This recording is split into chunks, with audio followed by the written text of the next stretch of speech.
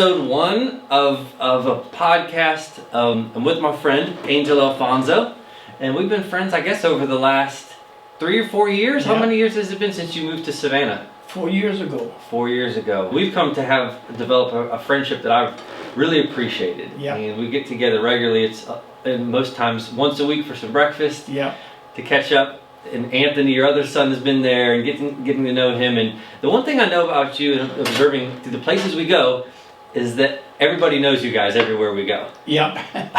All the waitresses, all the waiters, the managers, they know you and Anthony, and you guys are kind of like, I feel like, local celebrities when we show up to these restaurant places. Well, we're not celebrities, but everybody knows my son Anthony. Yes. Anthony is such a personal stuff, personal person. Yes. That he talks to everybody, Yeah. and everybody likes him, and he's just a wonderful little boy. Yes. Not a little boy, because he's a man now. Yeah. He's 31 years old. Yeah. But that's he's learned that from you and your wife. Yeah.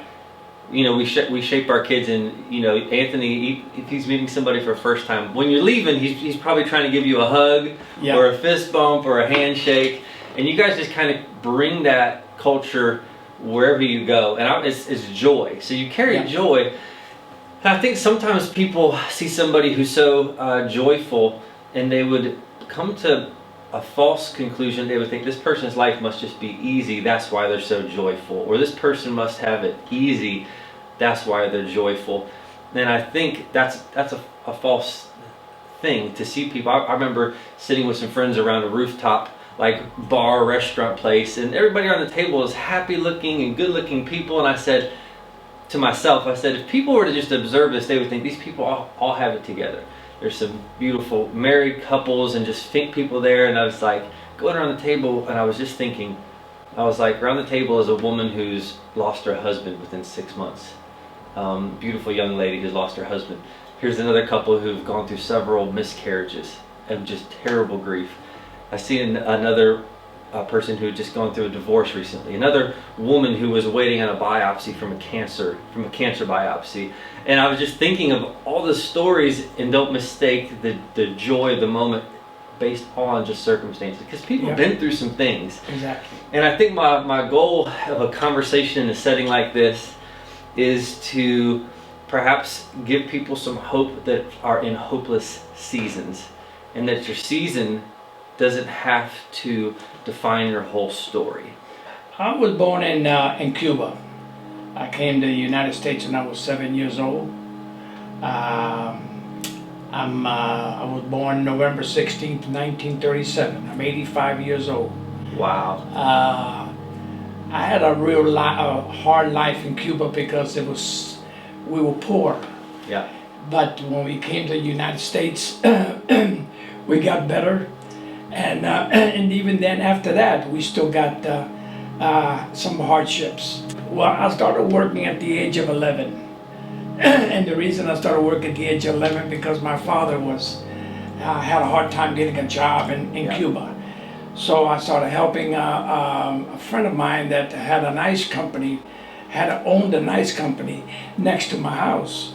And what they would do, they would go fill out the shrimp boats. Yeah. And I would get up in the morning and go out there and help them hold the hose down to throw the cubes down to the shrimp boats. And then later on, I started working at different places. I started working at a drugstore. Yeah. Delivering packages to people that couldn't afford. Because in those days we didn't have CVS, or we didn't have Publix and Walgreens. So if you wanted something, you had to order it from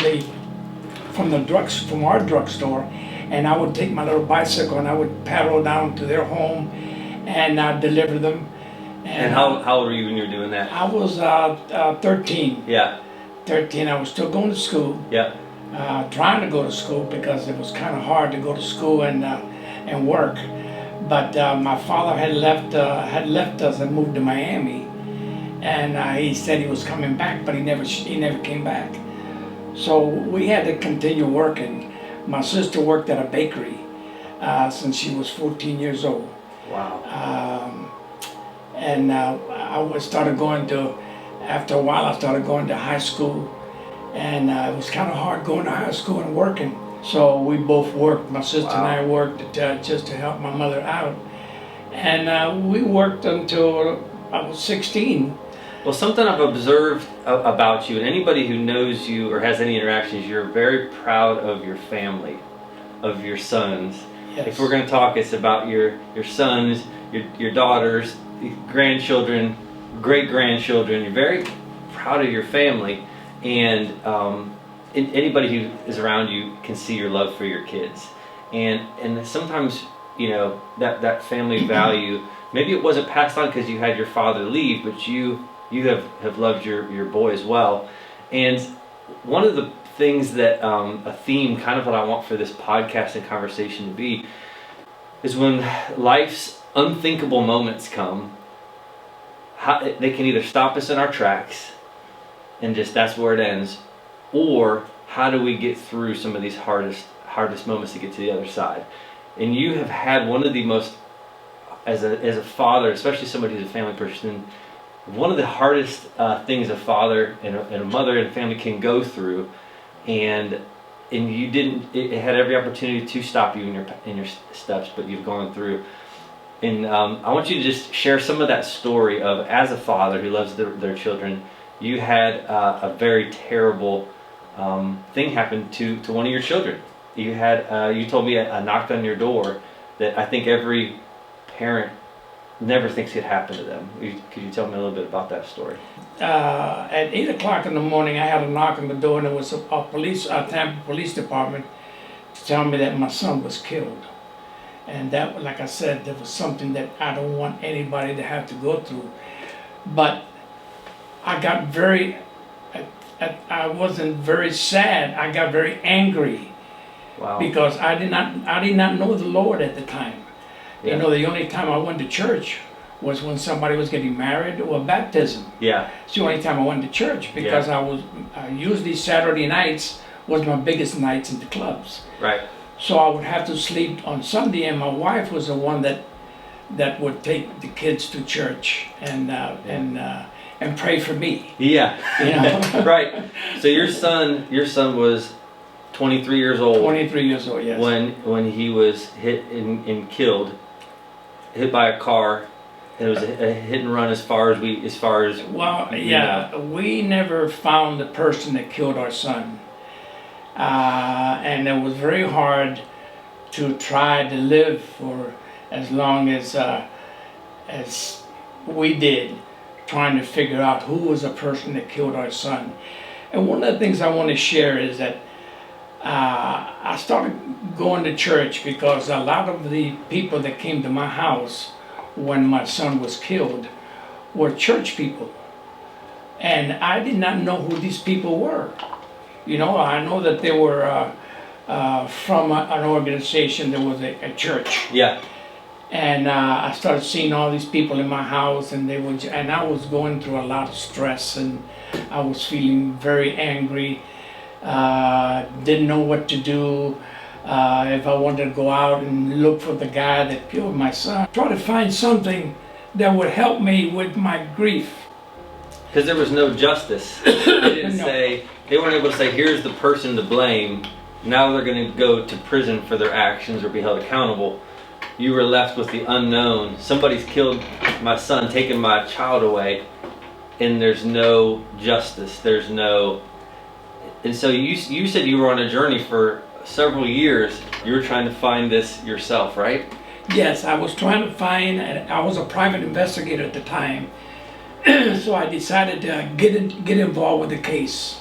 We went through this for 3 years, and I told my wife, we need to go to this church that helped us with our grief. Yeah. So we went to the church, and I wanted to thank the people that came over to the house and thank them for doing what they did for us.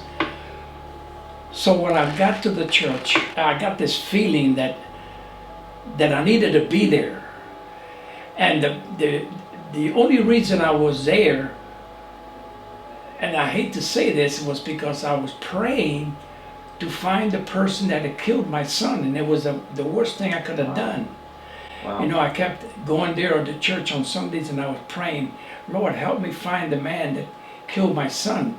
And I want to be honest, if I would have found that person at the time that in the last 2 or 3 weeks, I would not be here telling you the story. Wow. Because I probably would have gone out and beat him up or probably killed him. And I had enough people in Tampa that knew me that would help me. So I kept on going to church, and I met this pastor. His name is Pastor Bernard, African American man, very, very nice. He's still my friend. Yeah. And he helped me going through all my grief.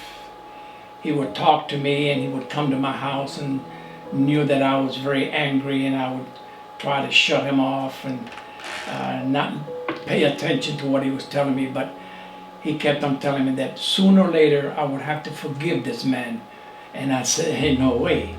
I could never forgive this man for killing my son. Wow. You know? Did you have a moment that you said, I'm going to try to forgive, or I'm going to have... How does that happen? Well, I went to a seminar that one of my pastors made me go. Yeah. He said, you got to go to this seminar because I think will help you with your grief. I decided to make the trip. It was a Thursday through Sunday trip. And I sat there listening to everybody share their sorrows and stuff like that, you know what I mean? And it wasn't half as what I had. Right. So then it came to my turn. And the pastor that was giving the seminar was very, very good. He took a chair and set it right in front of me. And I looked at him, and he looked at me, and he says, I'm the person that killed your son. When he told me that, going through this seminar for a couple of days and listening to everybody share their stories, something came through me that my skin crawled. I just felt like grabbing him and doing the things that I was planning on doing to the person that really had killed my son. And I started crying. And he said, go ahead, let it out, let it all out. And it was so hard to have somebody tell you that. I just sat there and listened to him telling me over and over that he was the person that killed my son. And it was so hard that I don't want anybody to have to go through what I went through that day. But I know that after that seminar, we all went back to the church. And since that day, I felt that I had to forgive that man. Because what really kills a person is grief. When you have that grief inside of you, especially in the business that I was in, and you heard all the problems that people had that shared with me, and there was nothing of what I had to share with these people that half of them I didn't even know about what happened to my son and how he was killed, and we never found the person that killed him, and how I went to places looking for answers, and I could never find any answers. And then what really, really got me was that 3 years after my son was killed, two police officers, a lieutenant and the police officer working my case, came to my house to tell me that the statute of limitation for Florida, it was only good for 3 years. That if we ever found the person on that day, they could prosecute him. Wow. He would have to have confessed or had to have told somebody that what he had done, and had to go through a court case, and I would have to go through the whole thing all over again. It was a tragedy that I don't want nobody to have to go through. And you only see these things happen on television, right? Or in movies, where a police officer comes and knocks on your door. You never picture that it you never picture it's going to happen to you, you know. What would you say to that person that's struggling with the grief, the anger, all the we got to find justice, I'm going to handle this myself? Well, it's kind of hard because every situation is different. Absolutely. But eventually, you're going to have to forgive that person. because the only person that he's going to have to face is going to be the Lord, even as hard as it is. And it was very hard for me to forgive that person, but when that man stood in front of me and told me, I'm the person that killed your son, Yeah. that made me stop and think that maybe everything that I've been told throughout the years by different pastors, that maybe they were trying to tell me something, Yeah. that I would have to forgive that person sooner or later, Yeah. because if I didn't, eventually it would kill me. And I've lived to 85. Right. So if I would have kept all this anger Yeah. inside of me, Yeah. I don't think I would have ever lasted 85 years old. Wow. And so that's an observation of you as an 85-year-old. You are go every day. You're somewhere. You're going to meals. You're working. You're still doing these things, and you've stayed active. You're not somebody who's shut into their home and let their life get smaller and smaller and smaller, close in on. If we don't forgive someone, we're hurting ourselves, I believe. If we don't forgive the person that hurt us, we're carrying something that will actually do more damage to us. Like you said, that would have killed you and eaten you up. But instead, at that point of forgiving, and maybe forgiveness isn't a one-time thing. Maybe you said a prayer at a church in a moment, but the next morning something happened that made you miss your son and trigger, and now you're angry again. Forgiveness is a choice, every day? Forgiveness is a choice. I mean, for you guys, you have to continue to forgive, continue to... Yeah, you still have to continue, and you still have to try to maintain your life. I know it took me 23 years to get where I am now. And if this situation that we're going through right now will help one person, I feel that it's worth it, me being here telling you all my story. Wow. And I hope that whoever listens to this story will not have to go through what I went through, what my family went through, because I've been married for 43 years, and me being the way I am now, not the way I used to be. Yeah. Because if you would have known me some years ago, you'd say another thing, the same person, you know. Wow. But now I feel that I'm forgiven. Yeah. With everything that I've done, and I've done a lot of things. Believe me, I've broken the law many times, and I just want them to know that if I can forgive somebody through what I went through, they can do the same thing too. I appreciate you sharing your story. I appreciate your friendship. It's meant a lot to me. It's nice to have the relationship and the love and the encouragement. You're an encourager. If I go to breakfast, I know it's a loving place. I love it, and I know that you're that way with everybody. It's encouraging. So keep doing your thing, and thank you for sharing. I think you're sharing your story. I think someone can relate to it in some way. We have the relate thing that somebody can relate. Everybody can relate to loss in some way, pain, even if it's not to the level of which you went through it. And go, well, if he can make it through, and they can make it through something that bad, I can find courage to make it through this. So we'll close our thought there. Thank you for your time. I love it. I love the story. Appreciate it, sir. Thank you.